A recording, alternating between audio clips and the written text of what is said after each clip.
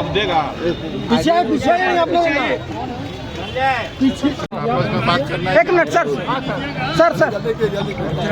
IT मेरा बताइए sir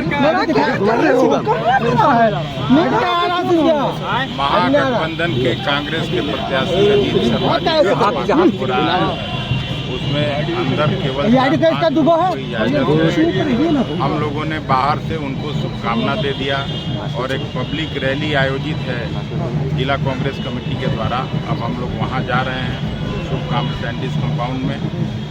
बाकी जो यहाँ स्थिति देखने से लगता है कि अजीत शर्मा जी भारी बहुमत से जीते। पूरे बिहार में क्या स्थिति रहेगी सर? पूरे बिहार में क्या नामांकन किया है कांग्रेस से नहीं? महागठबंधन और कांग्रेस के प्रत्याशी नहीं। वो तो कांग्रेस में विलय किए थे पार्टी का, तो कांग्रेस में टिकट कहाँ मिला सर? पूरे प्रदेश में क्या स्थिति है? पूरे प्रदेश में क्या स्थिति है सर? नहीं है पूरे प्रदेश में क्या स्थिति? महागठबंधन में 40 सीटों का डिस्ट्रीब्यूशन किया है जिसमें कांग्रेस पार्टी से 9, 5 वाम दलों से और 26 राष्ट्रीय जनता दल। इसके अलावा कोई भी अगर करता है कि कहीं पे भी वो महागठबंधन का उम्मीदवार नहीं होगा अधिकृत रूप से और उसको कोई सीरियसली नहीं। कितनी सीटें लाएगी कांग्रेस? महागठबंधन टोटल कांग्रेस इस बार चमत्कारिक परिणाम आने वाला है। सर जमुई में मोदी ने रैली की है सर, जमुई में नरेंद्र मोदी जितना भी रैली करने इस तरह का वादा खिलाफ की जनता से किया है।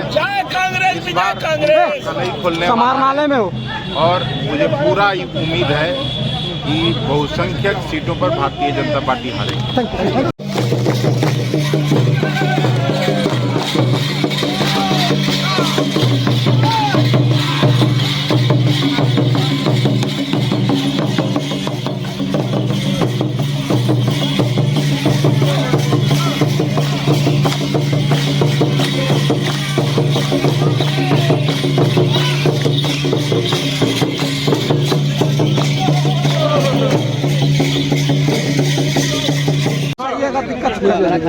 आप घुसाइएगा दिक्कत कर देंगे।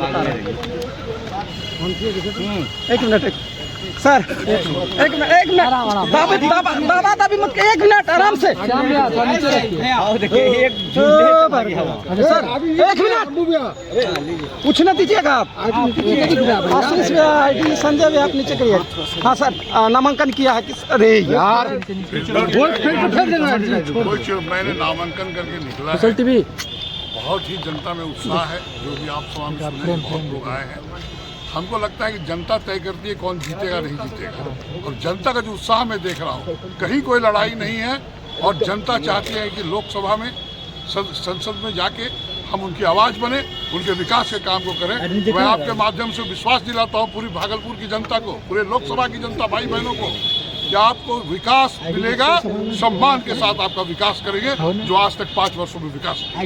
कितनी चुनौती मानते हैं सर? कोई चुनौती नहीं, जनता वोट देती है। जनता में जो उत्साह है, हमको लगता है कोई चुनौती नहीं है, क्योंकि विकास में बहुत पिछड़ा हुआ है। 5 वर्षों में 10 क्वेश्चन ही हमारे आदरणीय सांसद मंडल जी ने बोला है। हम तो विधानसभा में अगर आप मेरा देखेंगे इस सत्र में तो मेरे 92 क्वेश्चन हैं। कम समय मिला है कहीं ना कहीं लोगों के बीच पहुंचने के लिए। नहीं, बिल्कुल पहुंचेंगे, आप निश्चिंत रहिए। जनता भाई बहनों के बीच हम सब जगह जाएंगे, सबसे मिलेंगे, सबसे आग्रह करेंगे कि आप एक बार मौका दीजिए और आपको भागलपुर का विकास होगा। Thank you. एक मिनट रुकिए, फोटो भी लेना दीजिए। पीछे 50 का कागज हो करके घूमने घुस गया अभी पता नहीं हुआ।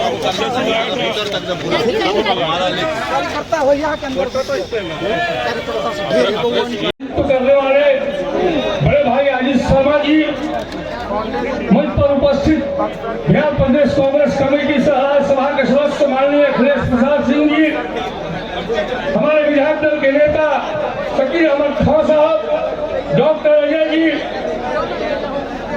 अरुण शंकर जी, राम व्यास जी, भूले चौधरी जी, हमारे फातमी साहब, तमाम विधायक दल उपस्थित, इंडिया महागठबंधन के साथीगण उपस्थित, भागलपुर के कोने कोने से आए हमारे अभिभावकगण, नौजवान साथी, माता एवं बहनों, मैं तो बक्सर की धरती से आया हूँ आपके बीच में और सिर्फ एक अपील करने के लिए आया हूँ कि आप सबों के बीच से आप सबों के घर से, आप सबों के गांव से हमारे यहाँ जाकर के लड़ने वाले पंडित अश्विनी चौबे जी को 2 बार बक्सर की धरती से विजय कराने का काम वहाँ की जनता ने किया था।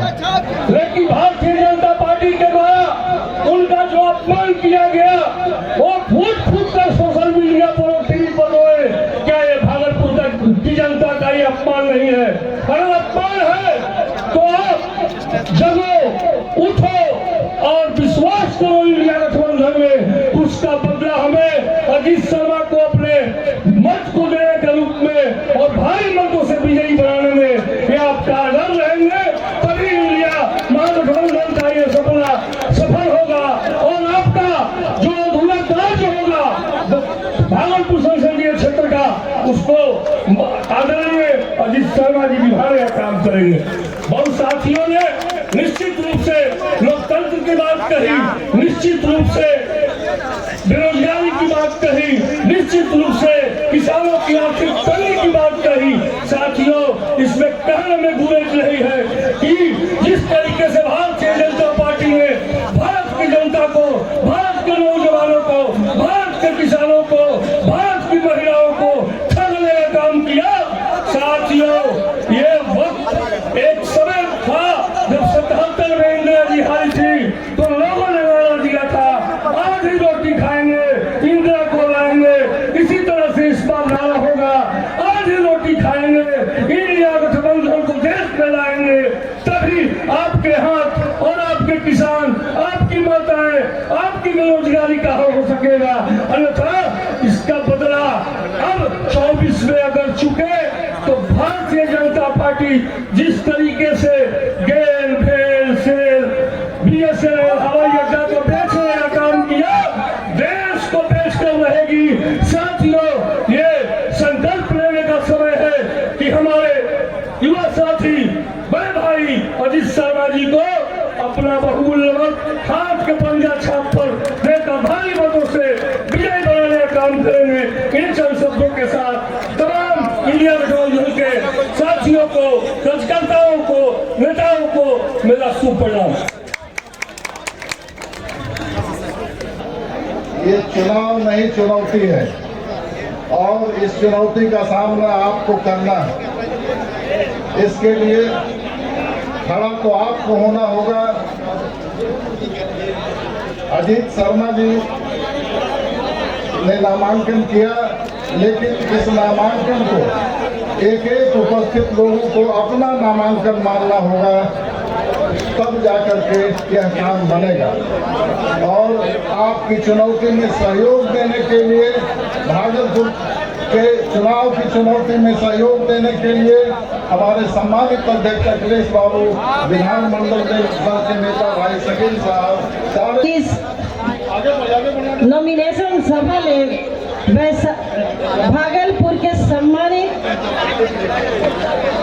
जनता और इस अवसर पर मंच पर उपस्थित कांग्रेस पार्टी के सम्मानित प्रदेश अध्यक्ष सह राज्यसभा सांसद आदरणीय अखिलेश बाबू, हमारे विधायक दल के नेता आदरणीय शकील खान साहब, मंच पर उपस्थित औरंगाबाद के हमारे सम्मानित विधायक आदरणीय आनंद शंकर जी, बक्सर के सम्मानित विधायक आदरणीय संजय तिवारी जी, जमालपुर के विधायक आदरणीय अजय जी और यहाँ पर उपस्थित महागठबंधन के, इंडिया गठबंधन के तमाम नेतागण, मंच पर उपस्थित सभी सम्मानित नेतागण, अभिभावक, तुल्य बुजुर्गों, माताओं, बहनों, आप सभी का और अपने खास तौर से भागलपुर के सम्मानित विधायक और आप लोग के लोकप्रिय प्रत्याशी आदरणीय अजीत शर्मा जी का मैं हार्दिक अभिनंदन और स्वागत करती हूँ।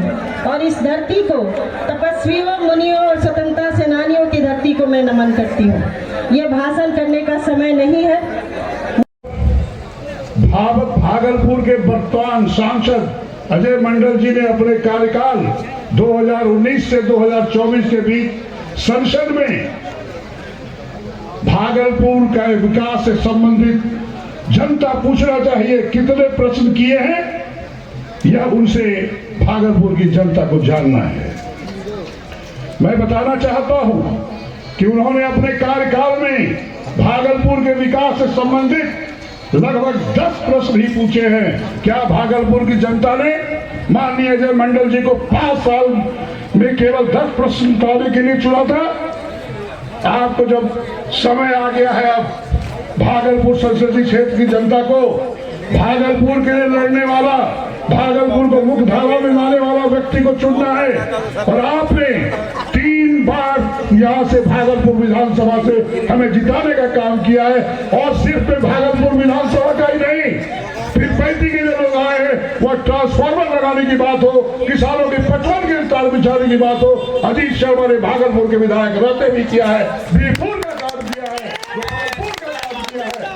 इसलिए मैं सबको जानता हूँ, जो भाई बहन धूप में दूरों से आए हैं, क्योंकि मैं अध्यक्ष महोदय को बताना चाहता हूँ, अपने प्रदेश अध्यक्ष को, सारे विधानसभा से लोग आए हैं और आपको बता दें सब लोग इतने उत्साहित हैं कि आप देखेंगे यहाँ से भारी बहुमत से जनता जीतेगी और हमें जिता के भेजेगी। मैंने भागलपुर विधानसभा क्षेत्र में तीसरी बार 2020 में जब जीत दर्ज की है, तब से यानी 2020 से 2023 तक बिहार विधानसभा भाषणों की बात को छोड़ दीजिए, मैं लगभग 200 प्रश्न विधानसभा में उठाए हैं, जिसके संबंधित पुस्तिका भी मैंने प्रयास से 2020, 21, 22 तक पुस्तिका भी छपा के हमने जनता भागलपुर विधानसभा में बांटने का काम किया।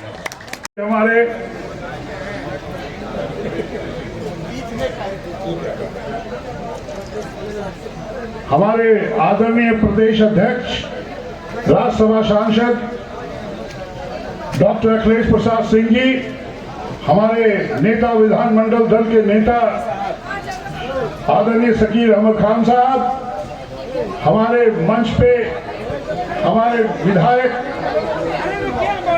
औरंगाबाद के आनंद शंकर सिंह जी, हमारे विधायक नाथनगर के हमारे प्रिय भाई सिद्दीकी साहब, हमारे माननीय विधायक बक्सर से मुन्ना तिवारी, संजय तिवारी उनका असली नाम है, संजय तिवारी और मुन्ना तिवारी जी, हमारे राजा पाखर से आए हुई विधायिका हमारी बहन श्रीमती प्रतिमा दास जी, हमारे जहां मेरा ओरिजिनल घर था वहां से आए हुए हमारे विधायक आदरणीय भूदेव चौधरी जी, हमारे और भी जो पदाधिकारी है, हमारे एक्स मिनिस्टर यहाँ पर आप जिताएंगे। आपको बता दें, भागलपुर लोकसभा में जो 6 विधानसभा है, वहां मैं हर जगह हर जाऊंगा, हर 2 महीने पर वहां पर मैं कार्यालय में बैठूंगा और एक एक पंचायत की जो समस्या होगी, जनता की आवाज लोकसभा में उठाने का काम करेंगे और गौरवान्वित करेंगे कि आपने जिसे वोट दिया है वो आपकी आवाज बन के आपके किसानों की समस्या हो, गरीबों को समस्या हो, जो भी समस्या, चाहे आपका जमीन जो कोसी और गंगा से कट रहा है उसको बचाने का काम किया हो, एम्स की स्थापना के काम कर रहा हो, भागलपुर में करके दिखाएंगे। क्योंकि वक्त कम है, लेकिन आपसे आग्रह है, आप लोग अभी से अपने अपने गांव में लग जाइए, विकास की जीत होनी चाहिए, आपके सम्मान के साथ हम विकास करेंगे और जीत दर्ज कीजिए। इन चंद शब्दों के साथ फिर से जो भाई बहन आए हैं उनका मैं दिल की गहराई से स्वागत करते हैं, धन्यवाद देते हैं। जय हिंद, जय कांग्रेस। चुन के भेजा था। मैं 5 साल तक मैं भी लगातार राज्यसभा में काम करता हूं, पार्लियामेंट में काम करता हूं। मैं तो उनको कभी चेहरा से भी नहीं पहचान पाया। मैं कभी देखा नहीं किसी अखबार में कि कोई भागलपुर की समस्या को उठाते हुए। किस बात के सांसद हो आप और जिस पार्टी से हैं, माननीय मुख्यमंत्री जी के बारे में हम क्या कुछ कहना नहीं चाहते हैं। हम लोगों के वरिष्ठ हैं, लेकिन वो किस अवस्था में चल रहे हैं वो भी सब आप समझते हैं। भागलपुर क्या, पूरा बिहार का लोग समझता है।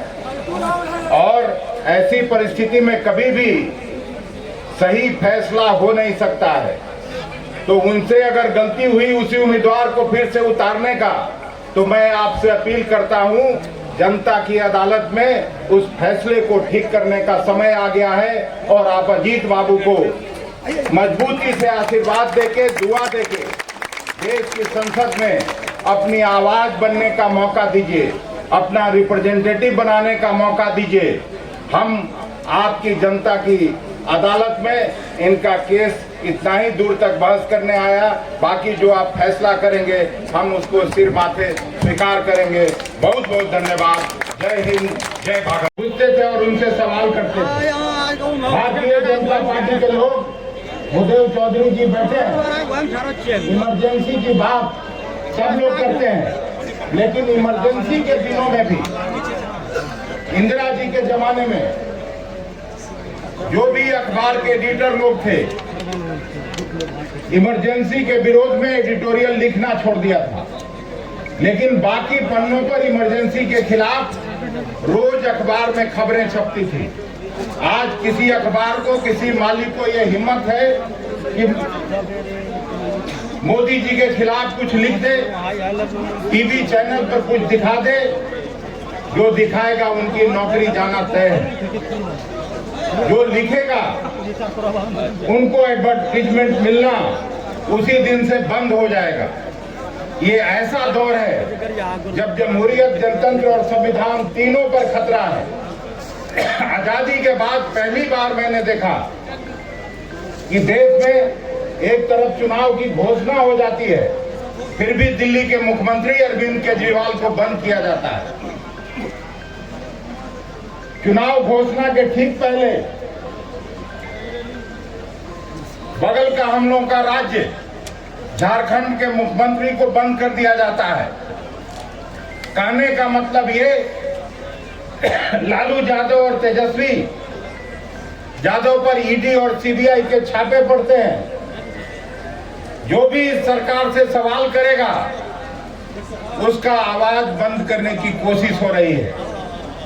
तो क्या इस देश की जनता, भागलपुर की जनता इस बात को स्वीकार करने को तैयार है कि देश में जमहूरियत नहीं रहे, जनतंत्र नहीं रहे और देश का संविधान जो बाबा अम्बेडकर ने लागू किया था 1952 में, क्या उस संविधान के अनुसार देश नहीं चले? इसकी आज सारा कुछ बदल गया। न यहाँ से सिल्क एक्सपोर्ट हो रहा है, न सिल्क का उस पहले जैसा उत्पादन हो रहा है। केवल खेती बाड़ी रह गई है लोगों के पास, और खेती बाड़ी भी उस समय समाप्त हो गई जब 2006 में भारतीय जनता पार्टी और नीतीश कुमार का गठजोड़ का सरकार बना था 2005 में, और एपीएमसी एक्ट लागू हुआ था पहली बार। एपीएमसी एक्ट लागू होने के बाद बिहार के किसानों की आमदनी भी समाप्त हो गई। खेत खलिहान में काम करने वाले लोगों को, चाहे मजदूर हो या किसान हो, सबकी आमदनी घट गई। आज जमुई में प्रधानमंत्री जी आए थे। जरूर लोगों के मन में ये सवाल होता होगा कि पहली बार जब आए थे तो उन्होंने वायदा किया था कि 2022 में हम किसानों की आमदनी को दुगना करेंगे, लेकिन किसानों की आमदनी तो दुगना नहीं हुआ। लागत खर्च जरूर किसानों का दुगना के बजाय चौगुना हो गया, और इसलिए खेत खलिहान में काम करने वाले लोग इस सरकार से निराश हैं। सबसे बड़ी समस्या इस सरकार में जो मैं देखा हूं, मैं 1 दशक से ज्यादा मेरा देश के पार्लियामेंट में काम करते हुए हो गया, और ये जब मेरा कार्यकाल समाप्त होगा तो 17 साल मेरा पार्लियामेंट में काम करने का अनुभव हो जाएगा। विधानसभा में भी मैं पहले काम किया हूं, लेकिन ऐसी सरकार मैं कभी देश में देखा नहीं जिसमें महंगाई चरम पर हो, गांव में और घर में काम करने वाली मां बहनों से पूछा जाए उनकी क्या हालत है। गरीबों के थाल से दाल और सब्जी गायब है, फिर भी आज महंगाई की बात ये सरकार नहीं करती। बेरोजगारी दर में बांग्लादेश, पाकिस्तान और श्रीलंका से भी भारत ऊपर चला गया, फिर भी उसकी कोई बात नहीं करता। आप पत्रकार साथी यहाँ बैठे हैं, यूपीए 1, यूपीए 2 की सरकार मनमोहन सिंह जी के नेतृत्व में थी। आप उनसे सवाल पूछते थे और हर साल एक बार मनमोहन सिंह जी आते थे प्रेस के सामने और अपनी उपलब्धियों की चर्चा करते थे, अपने नाकामियों की चर्चा करते थे आपके साथ। जब कभी विदेश जाते थे, मुझे भी याद है उनके सरकार में मंत्री बनने का अवसर था,